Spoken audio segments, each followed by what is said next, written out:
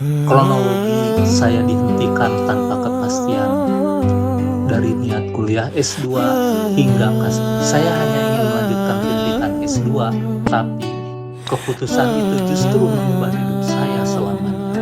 Hari ini saya akan buka kronologi lengkapnya. Nama saya Didin Kusdiana.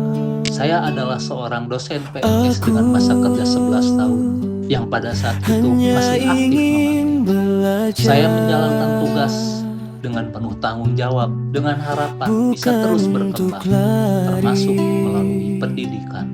Semua bermula pada tahun 1999. Saat itu saya mendapatkan kesempatan yang sangat berharga. Ada pihak yang bersedia mendanai pendidikan S2 saya. Ini bukan sekedar keinginan pribadi. Ini adalah kesempatan untuk meningkatkan kualitas diri dan pengabdian. Namun, ketika saya mengajukan izin kepada atasan, permohonan itu tidak disetujui. Padahal pembiayaan sudah ada, saya tidak membebani negara, tapi tetap tidak diizinkan. Saya kemudian mengajukan permohonan untuk berhenti karena saya ingin tetap jujur.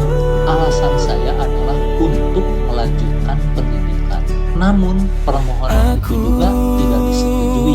Saya tidak mau mencari alasan lain. Saya memilih tetap jujur walaupun itu merugikan saya. Akhirnya atas permintaan atasan, saya mengajukan cuti di luar tanggung jawab. Mengikuti arahan tersebut, saya berharap ini menjadi jalan tengah. Namun yang terjadi justru di luar dugaan. Permohonan cuti saya tidak diproses.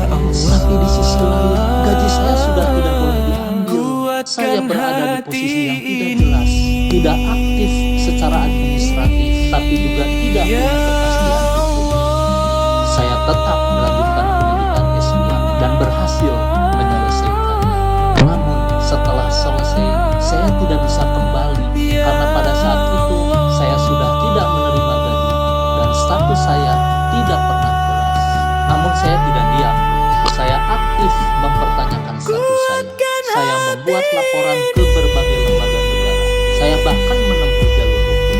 Saya menggugat melalui pengadilan tata usaha negara, bahkan hingga tingkat kasasi. Saya tidak membuat video ini untuk menyalahkan siapapun. Saya hanya ingin menyampaikan kronologi, sebuah pengalaman nyata tentang bagaimana sebuah keputusan bisa berdampak panjang, tentang pentingnya kejelasan, keadilan, dan integritas. Menurut Anda, apakah ini adil? Silahkan tulis pendapat Anda di kolom komentar.